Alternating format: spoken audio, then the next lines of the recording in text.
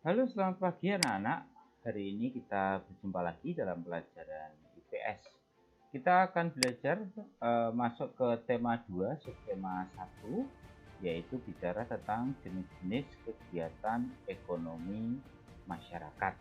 Ya, hari ini hari Jumat tanggal 20 Agustus tahun 2021. Nah, anak-anak, jenis-jenis kegiatan ekonomi itu maksudnya apa sih? Nah, ini ada beberapa gambar yang Pak Tito tampilkan. Di situ ada pasar, lalu ada seorang petani, lalu ada seorang yang keren berjalan menuju ke kantor. Lalu ini ada beberapa pejabat dinas pertanian sedang memeriksa hasil pertanian. Nah, setiap manusia itu pasti punya usaha untuk mencukupi kebutuhan hidupnya. Jadi jenis kegiatan ekonomi itu nanti gunanya untuk mencukupi kebutuhan hidupnya itu. Ya. Nah, kebutuhan tersebut harus dipenuhi dengan berbagai cara. Setiap orang tidak akan bisa tinggal diam saja lalu kebutuhan tercukupi. Maka mereka harus berusaha melakukan kegiatan yang dapat menghasilkan uang untuk memenuhi kebutuhan hidupnya. Ya. Nah, jenis usaha yang dilakukan setiap orang untuk memenuhi kebutuhan hidupnya itu disebut kegiatan ekonomi masyarakat. Ya. Disebut apa? Kegiatan ekonomi masyarakat. Nah, kita akan cek jenis kegiatan ekonomi itu apa saja. Nah, kita akan bicara bidangnya ya, tidak langsung fokus ke mata pencariannya atau ke pekerjaannya.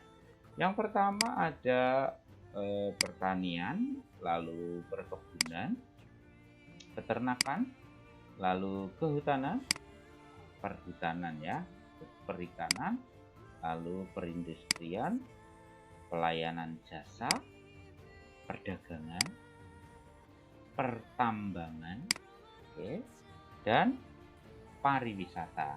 Ini adalah jenis-jenis kegiatan ekonomi, bidang-bidangnya. Nah, di dalam pertanian, perkebunan, dan lain-lainnya itu nanti akan menciptakan pekerjaan yang cukup banyak yang bisa untuk mencukupi kebutuhan masyarakat. Kita akan bahas satu-satu ya. Yang pertama itu pertanian. Pertanian itu merupakan kegiatan mengelola sesuatu lahan dengan usaha tanam menanam. Tanam menanam. Itu ada padi, lalu ada jagung, lalu ada ubi. Ini ubi seperti ubi cilembu itu loh. Oke, lalu ini singkong. Lalu bagian bawah kanan ini kentang. Lalu ini adalah talas. Ini banyak dijual ya, banyak dijual di pasaran. Ini adalah produk pertanian. Ya. Berikutnya produk perkebunan. Apa itu perkebunan? Perkebunan merupakan usaha menanam tanaman tertentu pada lahan yang luas dalam skala yang besar. Ya. Tempatnya luas lalu besar. Ya. Contoh ini ada kebun teh. Nah, ini kebun teh. Teh itu diambil apa? Daunnya. Nah, daunnya dipanen lalu dibuat teh. Gimana? Di pabrik. Nah, ada lagi, ini buah apa? Ini adalah buah kopi. Nah, kalau ada yang belum pernah melihat tanaman kopi seperti ini. Ini banyak ada di daerah Bawen ya. Di Bawen di dekat Kopi Banaran itu kalau kamu mau lihat tanaman kopi ada di sana. Nah, ini juga ada di Semarang ini. Ini adalah pohon karet. Nah, pohon karet ini namanya petani karet. Mereka baru menyadap. Nah, namanya menyadap ya. Nah, nanti putih-putih ini adalah getahnya. Jadi karet itu diambil getahnya. Ini contoh-contoh perkebunan ya. Ada banyak lagi selain yang sudah disebutkan seperti kelapa sawit itu banyak, ya kan? Teh, kopi, karet, kelapa sawit, coklat, ya coklat ya. Oke. Berikutnya peternakan. Nah, peternakan merupakan kegiatan pembudidayaan hewan untuk diambil manfaatnya. Ada yang diambil dagingnya, kulitnya, lalu telurnya, susunya, bulunya. Nah, yang pertama kita lihat ini adalah peternakan ayam. Peternakan ayam termasuk peternakan hewan kecil ya. Nah, ini sangat besar. Ini peternakannya eh, peternakan yang besar, tetapi jenisnya hewan yang kecil. Nah, jenis hewan yang kecil itu eh, maaf, untuk ayam itu namanya unggas ya, unggas. Nah, unggas ada ayam, ada bebek, ada mentok. Nah, itu namanya nanti peternakan unggas. Nah, kita tadi salah. Jadi ada. Nah, ini peternakan hewan besar. Nah, nanti ada lagi peternakan hewan kecil. Nah, peternakan hewan besar itu antara lain ada sapi, kuda, kerbau, ya. Lalu untuk peternakan yang hewan kecil itu ada kambing, domba, kelinci. Oke. Lalu kalau yang tadi ada ayam, bebek, endok itu namanya peternakan unggas. Nah, di Indonesia banyak sekali. Ini yang dimanfaatkan apanya? Yang dimanfaatkan adalah dagingnya, bulunya, kulitnya, susunya. Kalau kelinci apa? Dagingnya, kulitnya. Air kencing kelinci itu juga ada nilainya, kotorannya juga ada nilainya, itu bisa dijual ya. Berikutnya, setelah peternakan apa? Kita akan masuk ke perhutanan. Di Indonesia banyak sekali hutan ya. Di Indonesia banyak sekali hutan. Nah, yang pertama kita akan lihat ini adalah hutan jati. Nah, di Jawa Tengah banyak sekali hutan jati ya, terutama di wilayah Purwodadi, Blora. Nah, itu karena apa? Karena di situ daerah pegunungan kapur sehingga jati itu bisa tumbuh dengan subur, cepat besarnya. Kalau jati ukuran segitu seperti pada gambar itu kurang lebih usianya 20 tahun. Jadi hutan jati itu membutuhkan waktu yang cukup lama. Jadi bayangkan saja kalau misalnya besarnya apa ya, se tiang tiang listrik itu sekitar 25 sampai 30 tahun ya. Dimanfaatkan untuk apa kalau jati? Nah, dipakai untuk membuat meja, kursi, lemari, pintu, jendela. Nah, ya. Itu pohon jati. Terus kalau ini apa ya? Oh, ini malah tempat wisata ini ya. Ini adalah hutan pinus. Nah, hutan pinus. Hutan pinus ada di wilayah pegunungan ya, ada di wilayah pegunungan. Nah, kayu pinus itu dimanfaatkan untuk apa? Yang pertama untuk kesehatan, diambil aromaterapinya itu. Lalu yang kedua, kayunya itu untuk bahan pembuatan kertas, lalu batang korek api, lalu sumpit makan mie ayam itu loh, dan lain-lain ya. Itu hutan pinus, lalu hutan jati. Oke. Berikutnya masih ada lagi. Ini orangnya sedang naik pohon yang besar. Ini adalah pohon damar ya. Pohon damar. Di hutan banyak sekali. Nah, dari damar itu yang diambil apanya? Yang diambil adalah getahnya. Ya, sebagian besar diambil getahnya.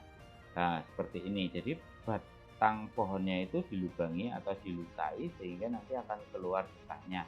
Nah, getahnya ini kalau sudah kering dia akan mengeras. Nah, dimanfaatkan untuk apa itu, Pak? Kalau seperti itu, ya. Getahnya itu dimanfaatkan sebagai campuran pembuatan parfum. Oke, parfum itu wangi, berarti getah damar itu wangi ya. Nah, Selain wangi, getah damar itu lengket, maka bisa dijadikan lem. Kamu coba ada cium lem itu kan baunya agak-agak seger ya. Terus furnace itu untuk mengkilapkan kayu ya. Oke, itu seperti cat itu. Oke, ini adalah damar dari perhutanan. Nah, selain ada jati, pinus, damar, ada rotan. Rotan untuk membuat kerajinan juga ya. Itu adalah hasil-hasil hutan. Nah, batang pohonnya ini yang sudah tua juga bisa dimanfaatkan untuk bahan bangunan. Oke, untuk membuat pintu, membuat meja, kursi, dan lain-lain. Nah, berikutnya setelah perhutanan ada perikanan. Perikanan nanti dibedakan menjadi dua ya. Ada perikanan air tawar, lalu ada perikanan air laut. Lalu sebenarnya ada lagi satu, perikanan air payau. Air payau itu air campuran antara air tawar dan air laut ya. Kita lihat yang air tawar dulu. Contohnya hasilnya itu apa? Gurami, lele, udang, nila, dan lain-lain. Kalau perikanan air laut ada sangkalang, kerapu, tuna, teri, dan lain-lain ya. Nah, yang dimaksud dengan perikanan air payau tadi itu contohnya ada itu ikan tongkol, bandeng, udang windu ya, udang windu. Oke. Nah, perikanan itu biasanya dilakukan bisa mandiri, bisa perusahaan. Lalu mereka membuat keramba-keramba. Nah, keramba itu seperti ini. Ini jaring ya, jaring sehingga air bisa keluar masuk, tetapi ikannya tidak bisa keluar. Oke, ikannya tidak bisa masuk juga dari luar, sehingga air yang ada di situ tetap ada alirannya dan ikannya tetap bisa tumbuh dengan baik. Nah, produk Indonesia yang paling unggul yaitu ini adalah ikan tuna. Di Jepang ikan tuna harganya mahal ya, harganya mahal. Dan sekarang ikan tuna di Indonesia itu sudah besar-besar karena banyak pencuri ikan sudah ditangkapi oleh pemerintah. Oke. Nah, setelah perikanan kita akan lihat ke perindustrian. Nah, perindustrian di sini nanti akan menyerap pekerja yang sangat banyak ya. Perindustrian itu merupakan kegiatan mengolah bahan mentah menjadi barang setengah jadi atau barang jadi. Seperti pada gambar ini adalah pabrik sepatu. Oke, pabrik sepatu. Berarti ini mengolah dia butuh kulit, butuh kain, butuh karet untuk sol bagian bawahnya. Jadi nanti akan melibatkan berbagai macam bidang ya. Berikutnya ini adalah pabrik pakaian atau pabrik tekstil atau pabrik garment ya. Garment itu dia menjahit dari kain menjadi pakaian. Nah, kalau ditelusur yang kain atau pakaian itu asalnya dari mana sih? Dari kapas. Kapas dipintal jadi benang. Benang ditenun menjadi kain. Kain diolah jadi baju atau kaos atau celana. Oh, prosesnya itu panjang dan membutuhkan apa? Membutuhkan pekerja yang tidak sedikit. Nah, di Indonesia sekarang juga ini sudah banyak sekali ada pabrik perakitan mobil, walaupun Indonesia belum mengeluarkan mobil unggulan yang selama ini dikatakan mobil nasional, yaitu mobil SMK.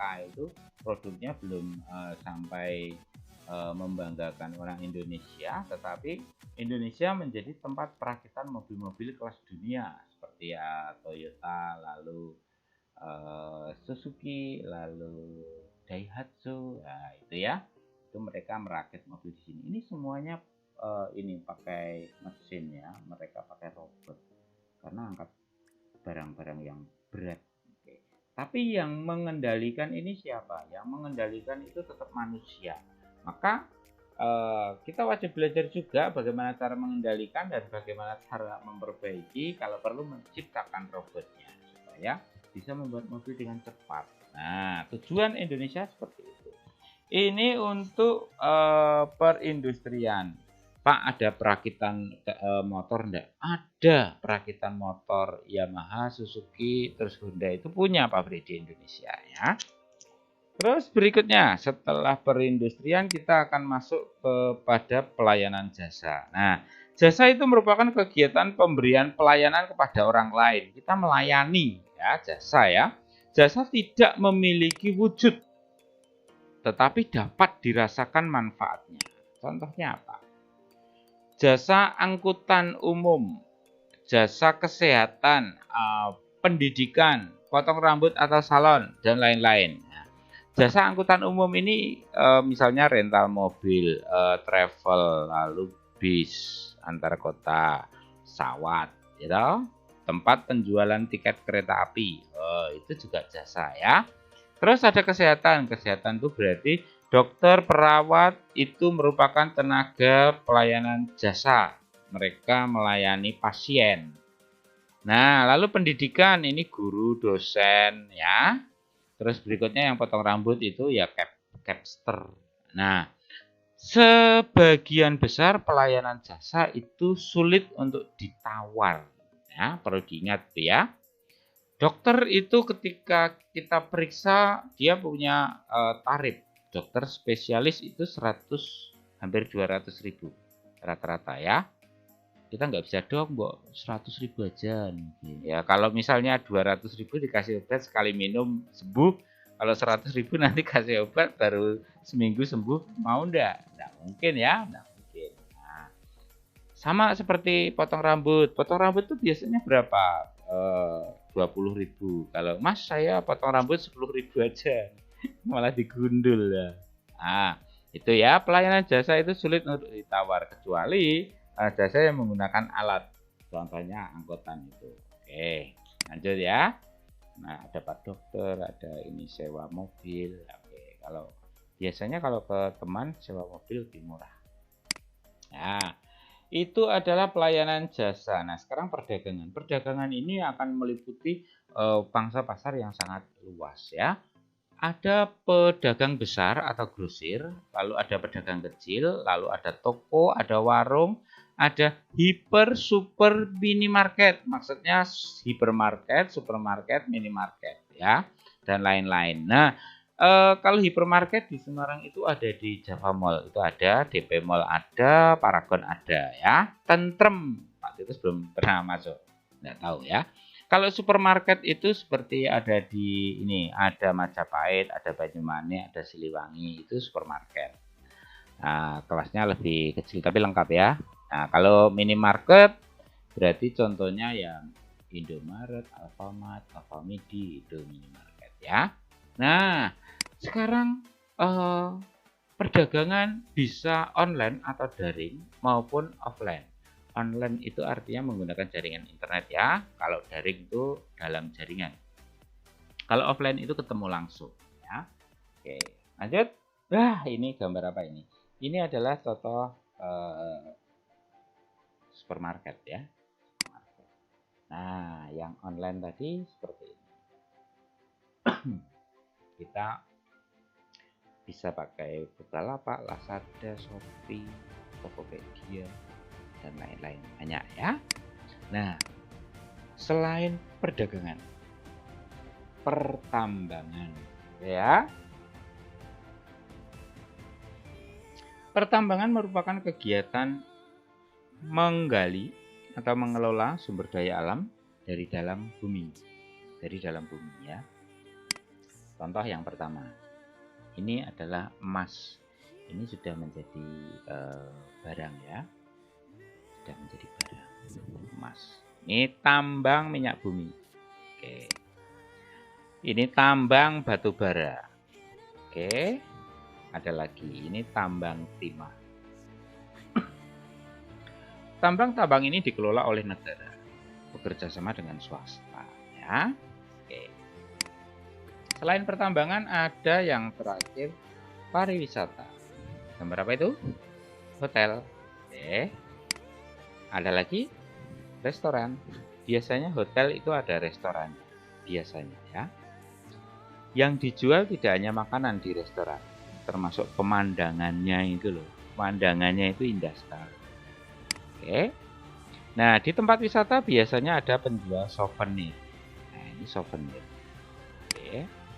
Lalu Ini adalah agen tur. Banyak orang yang pengen berwisata tetapi mereka kesulitan untuk mengakses tempat-tempat wisata itu. Maka banyak orang yang bekerja dalam bidang agen tur, ya. Nah, anak-anak, itu adalah penjelasan jenis-jenis kegiatan ekonomi masyarakat yang ada di Indonesia. Nah, itu nanti belum terpilah-pilah ini tempatnya di dataran rendah, dataran tinggi, pantai, pegunungan, atau di lautan. Nah, itu ya. Nah, sekarang kita punya problem. Ada 2 buah gambar. Nah, ini ada pertanyaannya. Apa kegiatan ekonomi yang dilakukan pada kedua gambar? Oke, lalu yang kedua, apa perbedaan dari kedua kegiatan tersebut? Gambar yang pertama, gambar yang sebelah kiri ini adalah sebuah pabrik tekstil, ya, pabrik baju. Nah, lalu yang sebelah kanan ini adalah seorang petugas pengantar barang sedang mengirimkan paket ke ibu. Ya. Nah, pertanyaannya, apa kegiatan ekonomi yang dilakukan pada kedua gambar? Yang pertama adalah bidang perindustrian, membuat baju. Lalu yang kedua adalah pelayanan jasa pengiriman barang. Kalau di aplikasi banyak sekali, ya, ada Gojek, ada GoSend, ada paket-paket itu biasanya dari JNE, Reguler, Express, JT. Wah, itu banyak sekali. Oke, itu penjelasannya. Berarti jawabannya ini apa? Jawabannya ini yaitu yang sini, yang sebelah kiri ini adalah pabrik tekstil atau baju. Lalu yang sini, yang kanan itu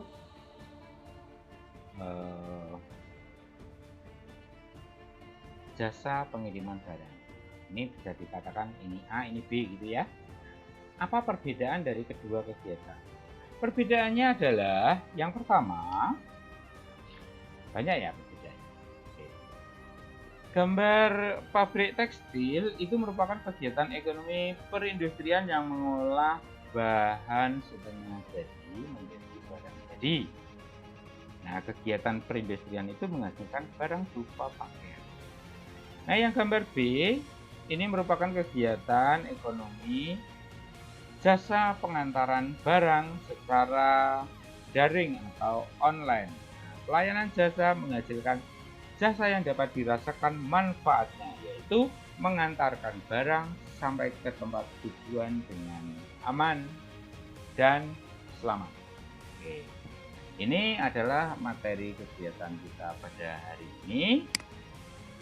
Akhir kata, Pak Tikus mengucapkan terima kasih. Selamat belajar, tetap semangat, tetap jaga protokol kesehatan supaya kita terbebas dari virus corona dan kita bisa bertatap muka di sekolah. Dadah!